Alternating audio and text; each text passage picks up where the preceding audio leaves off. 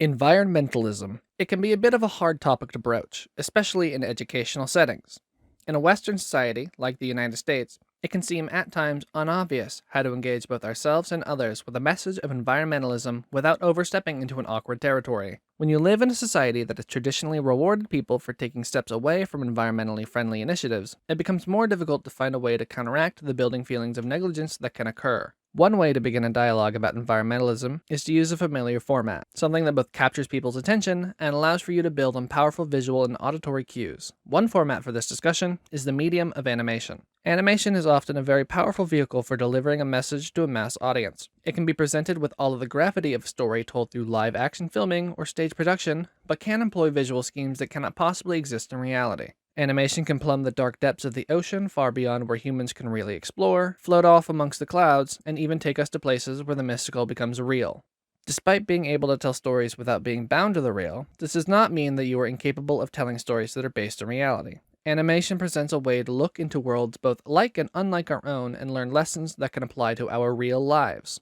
An animated story that has themes that tie into environmentalism is Nickelodeon's 2006 classic, Avatar: The Last Airbender. However, before we can address the ways in which themes in Avatar can be applied to real-world environmentalism, we have a question worth asking. Can you actually rely on animated television programming as a way to teach a lesson in the real world? It's not an outlandish question to ask. Avatar is built around a world rife with magical powers and fantasy creatures that don't exist in our world. So how can we reliably say whether or not we can draw lessons from that show, let alone any show that isn't primarily educationally focused?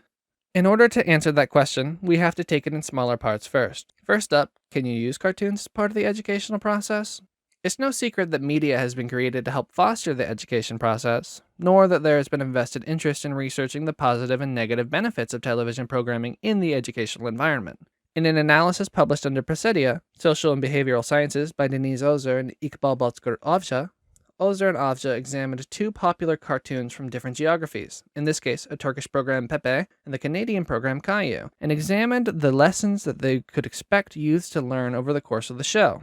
The heart of this examination was to see how the show enforced and reinforced values that align with the social gestalt for their respective geographies. Pepe was found to inform the viewer greatly about traditional Turkish values, ranging from aspects of their culture found in traditional dress, food, and dance, and relationships inside the family. Conversely, as Caillou is aimed at Western audiences in the US and Canada, the show eschews traditional values Pepe invited in favor of more modern values within interpersonal relationships inside and outside the family.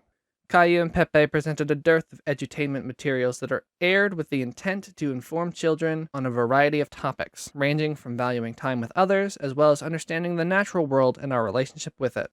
Though knowing that shows are aimed at teaching youth about a variety of topics doesn't necessarily mean that the lessons are being learned. Can we find a direct link between cartoon viewing and supplemented understandings of the given topic? An elementary student's motivation and attitudes towards English animated cartoons at a Cram school, published by Shu-Chin and Eleen Liang under the International Journal of Arts and Commerce, Shu-Chin and Eleen devised a method for testing if viewing cartoons as educational material would be useful in the educational setting. In this case, the material was explored as a means of supplementing the ability for students to expand their knowledge of the English language and become more comfortable speaking it. And one thing to note regarding the selected media for this study is that the cartoons shown to students weren't created to learn English as a second language. For this study, it was decided that the students would be watching sections from Disney Pixar's Up, Aardman Animation's Wallace and Gromit, specifically the film The Wrong Trousers, and DreamWorks Animation's Madagascar Escape to Africa. None of these films were created with the express purpose of instructing young English language learners or proper English speech. Part of the experimental design for the study was to gather information regarding the students' prior knowledge of English before the testing began, as well as to cover background to understand how that might play into the outcome of the study.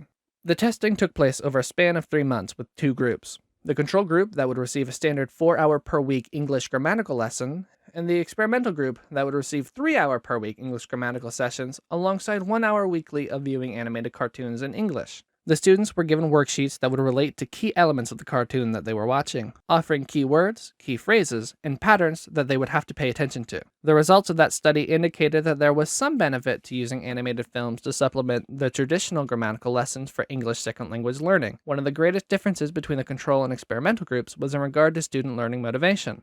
In analysis of the assessments taken at the end of the study, there was, on average, a near 10% increase in students' learning motivations within the experimental group compared to the control group. In the teacher assessment and analysis of the observational data, While the students felt that the process hadn't had much positive influence on their total vocabulary skills in English, the research team determined that there was more positive results than students may have felt. Teachers responded that the experimental group gained increases in vocabulary, reading, listening, and speaking skills thanks to the introduction of the animated supplements. It was not, however, perfectly linear gains across the board. The process revealed inadequacies in the design, the biggest of which being that the students often felt lost in the material as the English was being spoken too fast. While pausing to discuss what had happened in the recent scenes gave the students time to process what they heard, it was noted that if there was too much pausing of the source material, then the students would become irritated. The design of the lessons were not perfect, but they showed promise. Teachers pointed out one modified aspect of the design that they could use with a singular worksheet design that worked at all levels.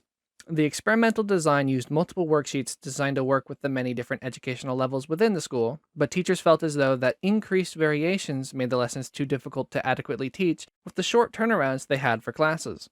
Teachers also felt that the lessons could be of more use if the material was more carefully selected to reflect the kinds of lessons or the subjects they sought to cover. As for how this can be applied to environmentalism, there was a Brazilian study that was built with a similar design for their experiment. In Case Studies in Chemical and Environmental Engineering, W. da Silva Cacheta et al. Published Cartoons as Support Material in Education for Biodiversity Conservation, the feasibility of using the Tom and Jerry Show, Mickey Mouse Clubhouse, and Masha and the Bear series in elementary school. As it says on the tin, this study used pre-existing programs without the express purpose of teaching one specific lessons, and tried to show how it could be applied to environmentalist ideas. They indexed every episode that they surveyed based on specific messages of environmentalism, marking a timestamp for a specific event, and used those as part of their lesson plans. The goal of this study was to see how the students' knowledge of aspects of environmentalism could be expanded with cartoon supplementals, and if it could be used to improve knowledge of a specific region within Brazil, in this case, the Cerrado. The study found that the highest amount of gained knowledge, both in terms of general environmentalism, as well as with knowledge of the Cerrado, increased the most when workshops were supplemented with cartoon viewing. There is a feasibility to the use of animated cartoons as part of educational materials for environmentalism, even in material that isn't aimed squarely at environmentalist ideas.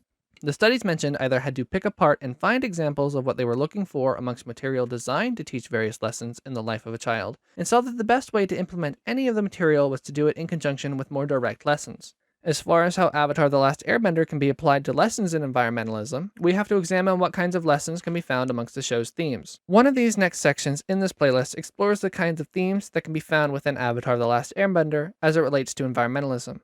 Thank you for watching this section, and please enjoy the next one you view.